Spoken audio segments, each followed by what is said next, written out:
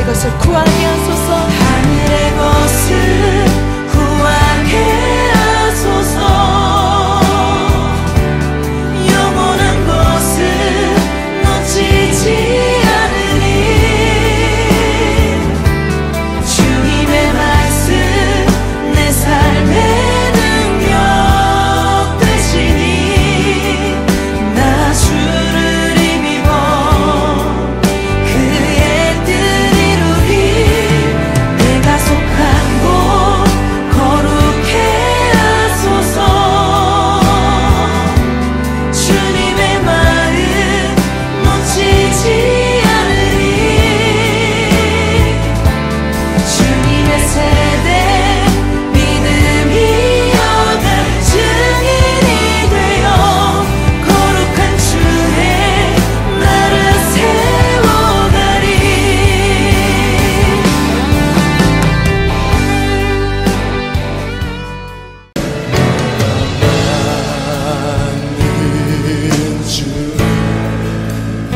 주께 감사 주님을 찬양하리 열방 중에서 주의 인자는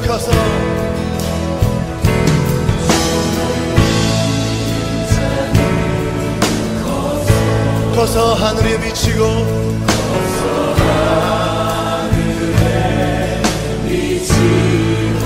주의 진리는 넓은 궁창에 이르나니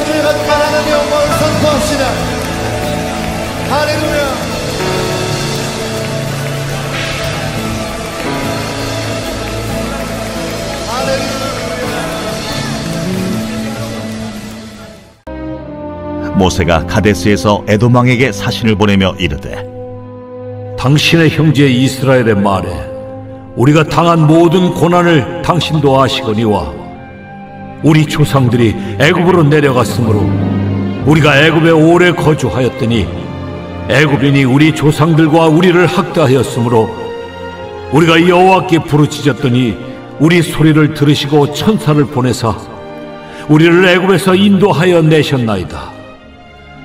이제 우리가 당신의 변방 모퉁이 한 성읍 가데스에 있사오니 청하건대 우리에게 당신을 땅을 지나가게 하소서. 우리가 밭으로나 포도원으로 지나가지 아니하고 우물물도 마시지 아니하고 왕의 큰 길로만 지나가고 당신의 지경에서 나가기까지 왼쪽으로나 오른쪽으로나 치우치지 아니하리이다 한다고 하라.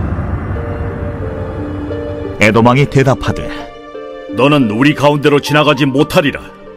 내가 칼을 들고 나아가 너를 대적할까 하노라. 이스라엘 자손이 이르되 우리가 큰 길로만 지나가겠고 우리나 우리 짐승이 당신의 물을 마시면 그 값을 낼 것이라. 우리가 도보로 지나갈 뿐인즉 아무 일도 없으리이다. 너는 지나가지 못하리라. 하고 에돔왕이 많은 백성을 거느리고 나와서 강한 손으로 막으니 에돔왕이 이같이 이스라엘이 그의 영토로 지나감을 용납하지 아니하므로 이스라엘이 그들에게서 돌이키니라. 2025년 5월 7일 수요일 6.19 온전한 기도에 오신 여러분을 환영합니다. 민수기를 통해 우리는 이스라엘의 광야 여정을 크게 세 가지로 볼 수 있습니다. 먼저 민수기 1장부터 10장까지 이스라엘이 약속의 땅으로 갈 준비를 하기 위해 머문 신의 광야입니다. 두 번째는 민수기 10장부터 22장까지 오늘 본문이 포함된 여정으로 모압 평지를 향해 이스라엘이 걷고 있는 신의 광야입니다. 마지막으로 22장부터 36장까지 머문 모압 평지입니다. 여정의 두 번째라고 할 수 있는 신의 광야에서는 주로 이스라엘의 불신앙과 반역, 그리고 하나님의 심판의 반복에 초점을 둡니다. 약속의 땅에 들어가기 전에 하나님의 말씀에 순종하는지 확인하기 위한 시험 장소였습니다. 두 번째 여정 장소의 기록 끝부분이라 할 수 있는 오늘 본문은 어제 본문에서 나타난 모세의 혈기로 인해 모세와 아론은 약속의 땅에 들어갈 수 없게 됩니다. 하나님 앞에서 이스라엘을 위해서 누구보다도 속죄의 마음으로 엎드렸는데도 말이죠. 하나님의 선택에 대해서는 우리의 생각으로는 이해할 수 없습니다. 오늘 본문에 기록된 모세는 본연의 해야 할 일을 계속 진행합니다. 모세는 이스라엘 백성을 이끌고 요단 동편으로 가려 합니다. 애초에 이스라엘은 하나님께서 알려주신 길인 북쪽을 통해 갈 수 있었습니다. 하지만 이 길은 민수기 14장에서 열 정탐꾼들로 인해서 이스라엘의 악평과 불순종으로 인해 갈 수 없게 되었습니다. 그래서 남은 두 가지 길 중에 왕의 큰 길을 걸어 에돔 땅을 통과하거나 남쪽 홍해가 있는 곳으로 우회해서 가는 길밖에 없었습니다. 이스라엘이 요단 동편으로 가기 위해서는 지금 머물고 있는 가데스 바네아에서 동쪽 방향으로 에돔을 지나가는 것이 최선의 상황으로 보였습니다. 하지만 이 길 역시 에돔 땅은 하나님께서 에서에게 기업으로 주신 땅이기 때문에 그 땅을 한 발자국도 밟지 말고 그들과 다투지 말라고 하신 바가 있었습니다. 즉 가장 빠르고 좋은 길로 보이는 에돔을 지나는 것은 하나님의 뜻이 아니었습니다. 그런데 모세는 그 길을 지나가도록 에돔 왕에게 이스라엘 대표로서 정중하게 청했습니다.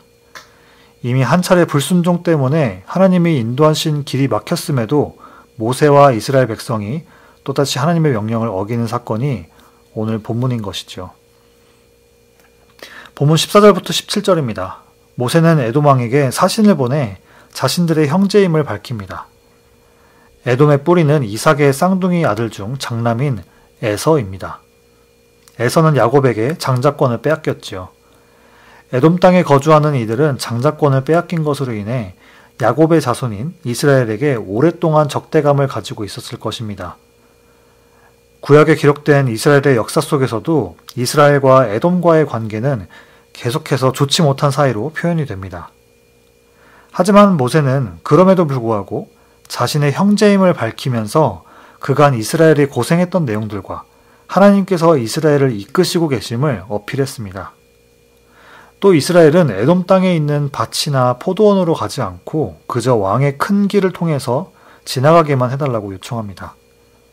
그런데 에돔 왕은 자신의 땅을 지나가지 못하며 칼을 들고 나아가 대적할 것이라고 경고했습니다. 그러자 이스라엘 자손이 다시 대답하기를 왕의 큰 길로만 지나가는 동안 이스라엘과 이스라엘의 짐승들이 에돔의 물을 마시게 될 경우에 값도 지불할 것이며 그 길을 지나갈 뿐 아무 일도 없을 것이라고 약속합니다. 에돔 왕은 여전히 허락하지 않았습니다. 그리고 많은 백성들을 거느리고 와서 강한 손으로 막으며 이스라엘을 위협했습니다. 에돔 왕이 끝까지 지나가도록 용납하지 않으니 이스라엘은 어쩔 수 없이 우회하는 먼 길로 이렇게 돌아가게 되었습니다. 에돔 입장을 보았을 때 충분히 이해가 됩니다. 앞서 말씀드렸다시피 에돔의 조상은 에서이기 때문에 선조 때부터 이미 이스라엘과의 사이가 좋지 않았습니다. 출애굽 후에 계수된 인원만 60만이었으니 시간이 더 지난 현재는 몇백만이었을 것입니다. 그런 이스라엘의 청을 에돔이 흔쾌히 허락하고 지나가도록 허락해 줄 것이라는 기대는 어쩌면 지나치게 순진한 생각이었겠지요. 왕의 큰 길은 다메섹에서 아라비아 지역으로 이어지는 주요 교역로였습니다. 때문에 그 길은 포장된 도로로 걷기에 아주 좋았을 것입니다. 북쪽 방향으로 곧바로 가지 못해 아쉽지만 잘 닦여진 길이 있어 차선책으로는 더할 나위 없이 좋아 보입니다. 심지어 모세가 밭과 포도원을 언급한 것만으로 보아 왕의 큰 길의 주변은 비옥한 곳임을 알 수 있습니다. 그래서 더더욱 에돔 왕의 경계와 거절이 납득할 만합니다. 결국 이스라엘은 남쪽으로 내려가 광야길을 걸어 요단 동편에 가야 하는 먼 길로 가게 되었습니다. 광야는 모든 것이 부족한 곳입니다. 모세를 따르는 이스라엘은 광야에서 지친 몸을 이끌며 천막을 펴고 해체하고 다시 행진하는 반복되는 여정을 계속해야 했습니다. 불평이 절로 나올 수밖에 없는 상황이었습니다. 하지만 하나님에게는 이스라엘을 광야로 인도하신 분명한 목적이 있었습니다. 하나님의 말씀을 듣고 순종하는 훈련이 필요했기 때문입니다. 하나님은 이스라엘에게 질서와 역할을 주실 뿐 아니라 인도하시고 때마다 먹이시고 보호하셨습니다. 하나님은 언제나 이스라엘의 신음소리를 들으시고 고통과 굶주림에서 구원하시고 가장 좋은 곳으로 인도하셨습니다. 하지만 이스라엘은 은혜의 경험이 있음에도 불구하고 갑작스럽게 느껴지는 문제 앞에서 하나님의 뜻보다 자기 스스로 판단하고 결정하는 일을 반복합니다. 불순종과 원망의 결과로 심판받고 질병과 죽음도 경험하게 되었습니다. 그러나 지금 광야 40년 생활 끝 무렵인 상황에서도 이스라엘은 여전히 하나님이 명령하신 길이 아니라 자기들이 보이기에 그럴싸해 보이는 것을 택하고 불평과 원망을 늘어놓습니다. 이스라엘의 광야 여정을 제3자의 눈으로 본다면 이스라엘 백성들이 안타까우면서도 바보 같아 보입니다. 은혜를 기억하고 순종하고 소망을 가지면 되는데 그렇지 않나요? 하지만 이스라엘의 광야길에서 보인 반응과 태도를 우리에게 적용해 보았을 때는 어떨까요? 우리의 대부분의 일상도 매일 반복되는데 여러분의 모습은 어떠하신가요? 애굽에서 이스라엘의 부르짖음을 들은 하나님과 같이 우리의 기도를 듣고 응답하시며 모든 죄의 속박에서 구원하신 것에 감사할 때가 많으신가요? 아니면 당장 눈앞의 문제만 보며 근심하고 두려워하거나 원망을 쏟아낼 때가 많으신가요? 매일 새로운 듯 또 반복되는 일상이지만 그 안에서 하나님이 우리에게 이미 행하신 일들을 기억하는 것이 모든 선택의 시작이 되어야 할 줄 믿습니다. 예상하지 못한 일을 마주할 때 몰려오는 근심에 마음과 입술을 빼앗기지 말고 만물의 주관자 되시는 하나님을 바라봅시다. 또 이전에 나를 인도하셨던 것처럼 이번에도 나의 신음소리를 들으시고 응답하실 하나님께 소망을 두는 믿음의 삶을 살아내시기를 축복합니다. 이스라엘은 눈에 보기에 쉬운 길을 가려고 했습니다. 하지만 에돔 왕의 단호한 반응으로 그 길을 결정하지 못하게 됩니다. 오늘 본문은 민수기 21장에서 이스라엘의 불평과 원망, 하나님의 심판으로 이어지는 사건이 됩니다. 그렇다면 오늘 본문은 우리에게 어떻게 하라고 가르치고 있을까요? 먼저는 모세와 이스라엘의 반응과 같이 평화의 길을 선택하는 것입니다.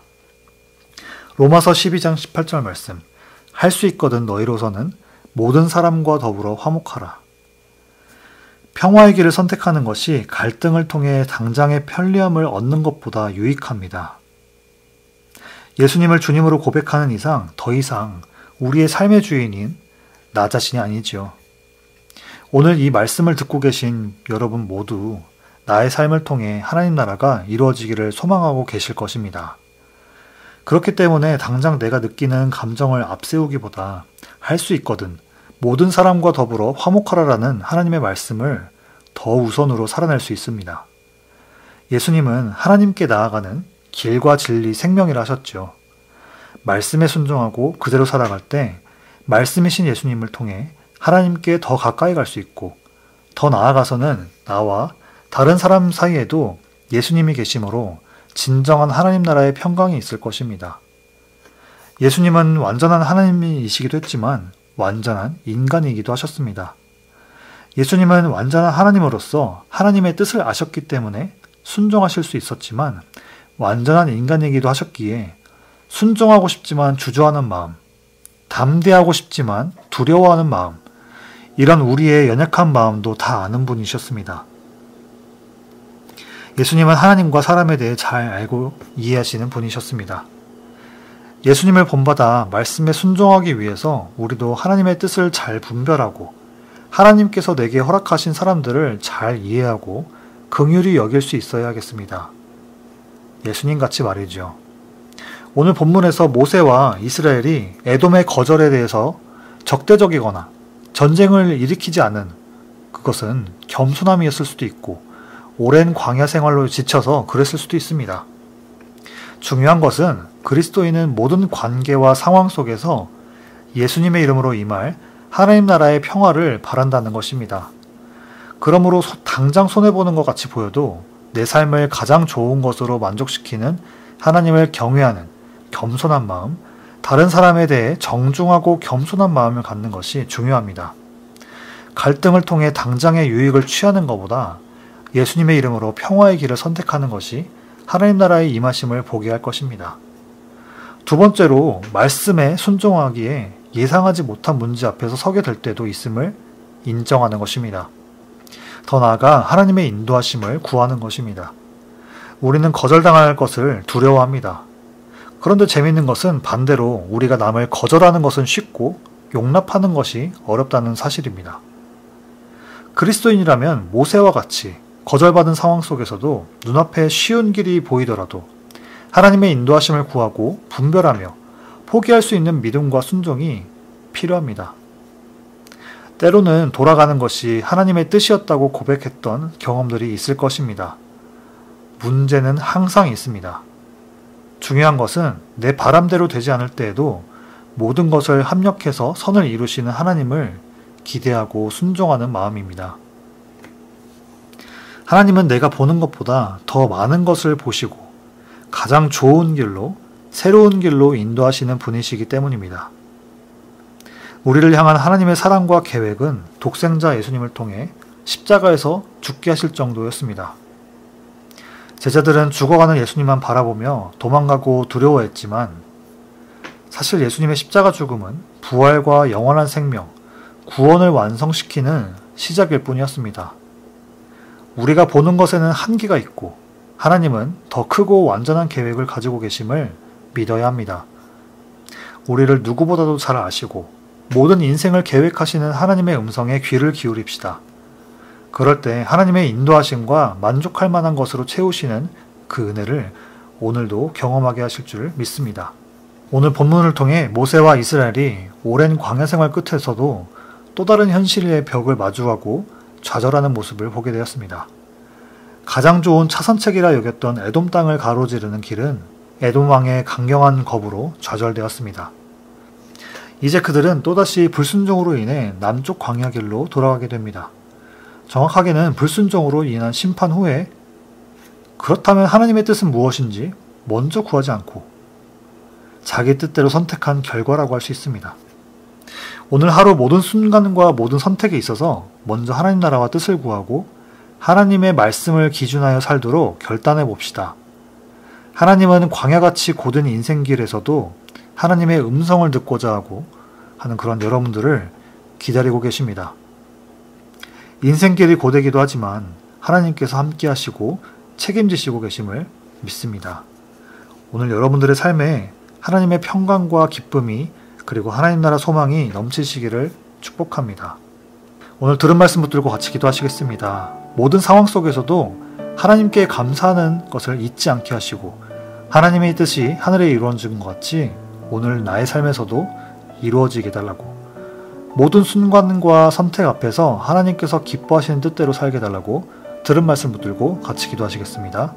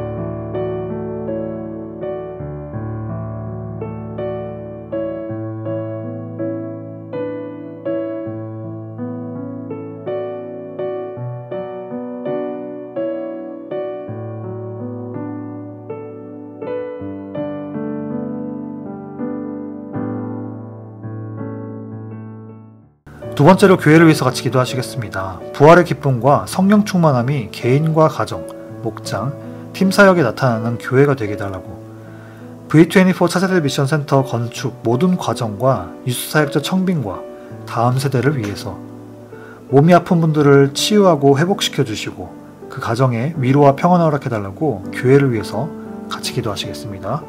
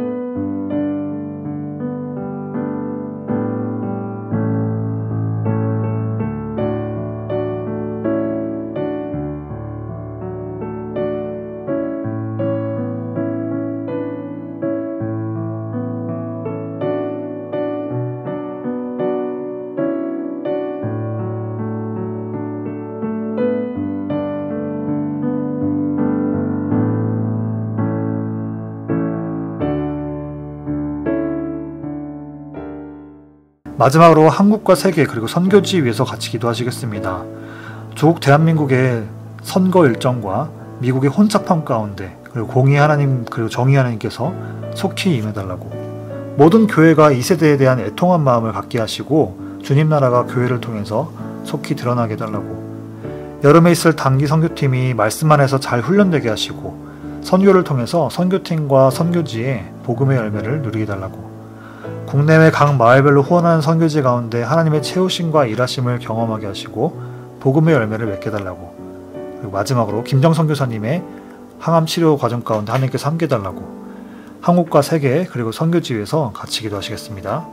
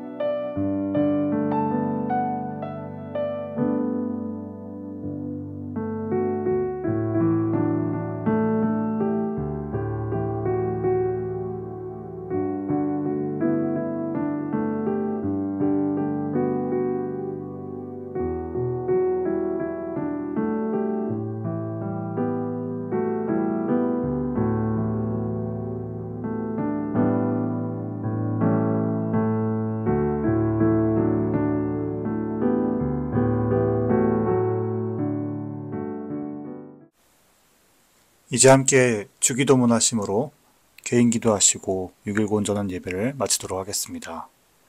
하늘에 계신 우리 아버지여, 이름이 거룩히 여김을 받으시오며 나라가 임하시오며 뜻이 하늘에서 이루어진 것 같이 땅에서도 이루어지이다.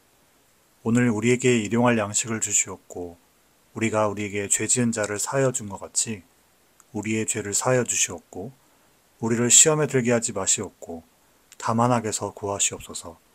나라와 권세와 영광이 아버지께 영원히 있사옵나이다. 아멘.